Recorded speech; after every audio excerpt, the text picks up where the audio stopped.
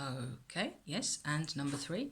So I really need a glass of water, so I'm going to pause, because if I pause, the battery doesn't shut down my filming, which is easier and quicker.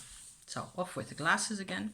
My third category, where I will apply those same 5 plus 5 and a bit categories that I've been going into in these first 2 episodes, they will come out once more. Of course, with soul loss, it's always possible that you're a war survivor or a child of a war survivor with soul loss, or that you're in a lost twin situation with soul loss, and that's, any of this is possible. I am sort of separating out these 3 categories in order to show also that the same basic fundamental type of principles show themselves each time in each situation. And I think that basically what it all does is everything is trauma, and what it means really is that you're challenged in healing. You're challenged in finding a basis for yourself where you can actually look at yourself as one whole person. And that's certainly the case in the soul loss situation scenario. So my category of pseudo-independence will certainly apply, because especially regarding the pseudo part of that, because in my case, certainly, I had very little sense of myself. So I had a lot of difficulty making decisions and choices. I never had a sense that I had a future. I didn't trust in any future. I had no sense of possibility or opportunities. So, but I didn't react to that with depression necessarily, because I tended to be a fairly relaxed and more or less upbeat type person. However, I'm not really very energized. As you can see, I'm sitting here as I am. I am free of help, in any way. I don't take any medications or anything in particular. I just take good care of myself. I try to eat well and sleep well. I should really get a bit more exercise, but I tend to be a bit slow on the feet. And you might consider that so that's also a bit relative, right? To me, this feels normal, it feels natural, and I'm happy to be in this conversation with myself and with all of you out there. But to other people, and depending very much on your temperament, on your personality type, this may sound really depressing. And to me, it certainly isn't, because the improvement compared to the past is huge. And I do have a future, and I do have a sense of autonomy. I do have a huge amount more of a sense of being able to make decisions in a balanced way, trying to look out for each other and for myself and for everybody around me as much as possible, because I did this soul retrieval thing. Okay, that's of course an option that is attached mainly to this one of the series of this episode, really, where soul loss needs to be followed at some point by soul retrieval of some kind. So there's one specific type of good medicine that we should pursue when we're in this type of situation.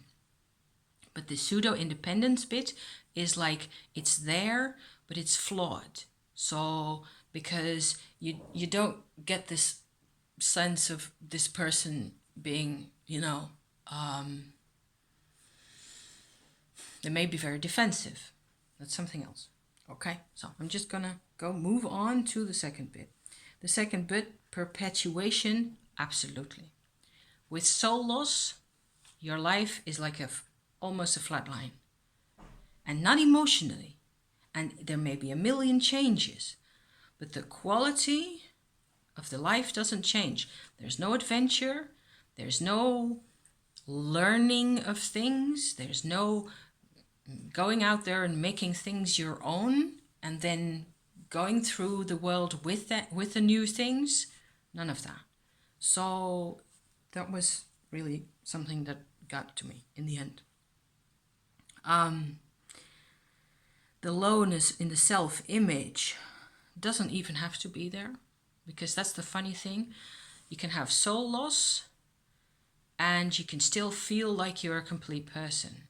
You don't feel soul loss. And I think that's another important point here that I'm going to maybe try and relate to the other two videos, because the lost twin survivor feels his or her sadness actually all the time. They're kind of numb to it by the time they're an adult, but there is this sense of sadness, and anyone outside them and around them and close to them will be aware at some level, or will become aware in this discussion of this level of sadness.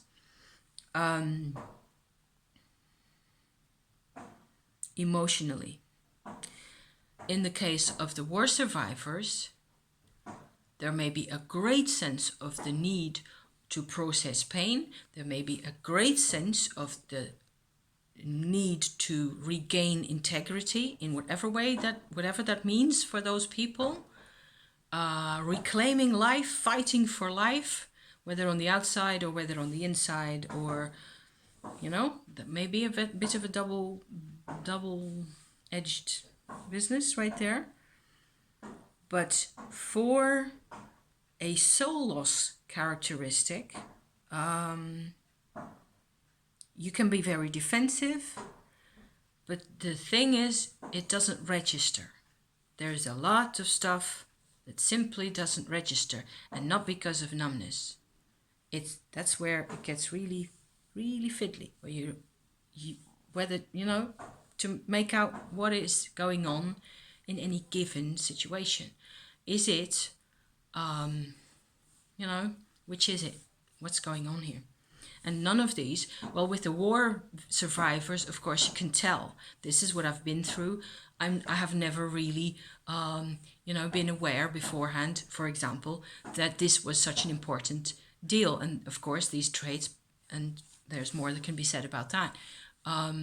There's lots more about that situation, but you can objectively verify that there was all this going on in the previous generations in your family, and this is how your family behaved and reacted consequently, and here you are, and you have certain traits as a consequence of living with them. So that's obvious. That middle bit really is, of course, fairly easy to objectify and verify. The lost twin situation and the soul loss situation are in that sense very similar, that they are a lot harder to verify. You have to feel your way forward and sort of explore the possibilities, and it takes time and attention and all that. Codependent interactions for lost soul situation, soul loss situation, I should say.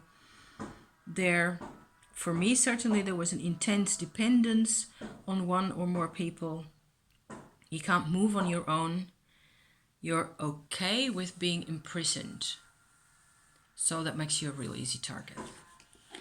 And moving on to low emotion, because it's all linked up anyway. That is another of the things that you don't necessarily register as such. You can still do all sorts of things and even be relatively happy about them. Like I was when I was 18 and I was practicing calligraphy or something like that. I was happy. I was fine. It was very fragile, and it was only a very narrow bandwidth, and compared to the person that I'm now, I go like, oh dear. Well, yeah. So it may be you have a really hard time understanding yourself and other people. There may be no emotional understanding or intelligence. That's the way it was for me. Only I had no clue, because the thing that wasn't there, it needed to be brought in another way. The lack of feeling connected may come to the surface intermittently, that's what happened for me, as bouts of unexplainable depression and anxiety, because the heart heals itself through connection. That's something I've learned very recently. So if it doesn't get that chance, it will try to make itself heard one way or another. So sorry for the hammering, because now's the moment to do this. So there you go. And they're hammering, so I can't help about that. I used to have bouts of depression, anxiety. I used to freeze, which was very unpleasant.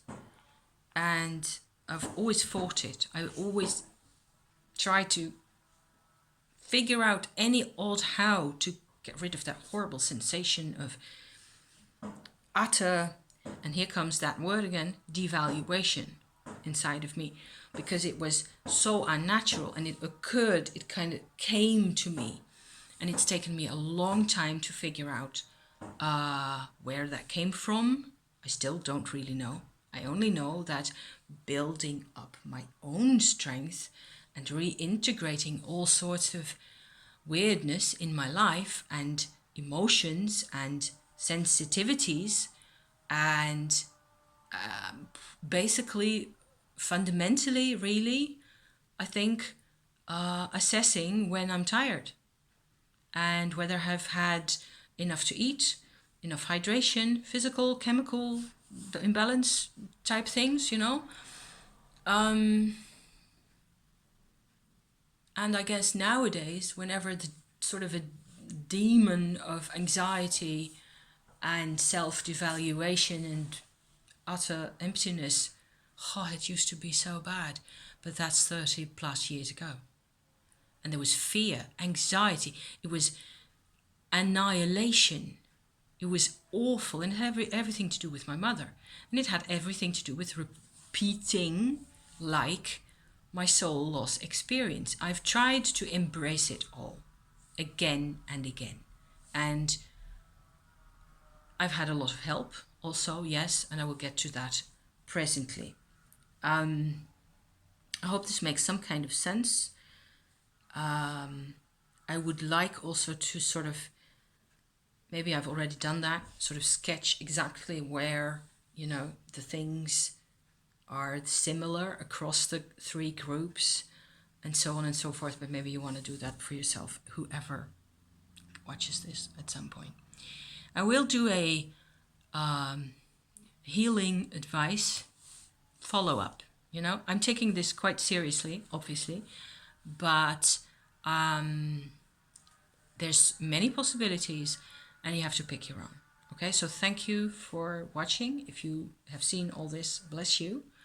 And I hope it will provide some solace out there somewhere. And this is all I can do, really, to share these deep layers of problems that some of us have to deal with. Okay, so thank you for watching, and see you again soon. Okay, bye-bye.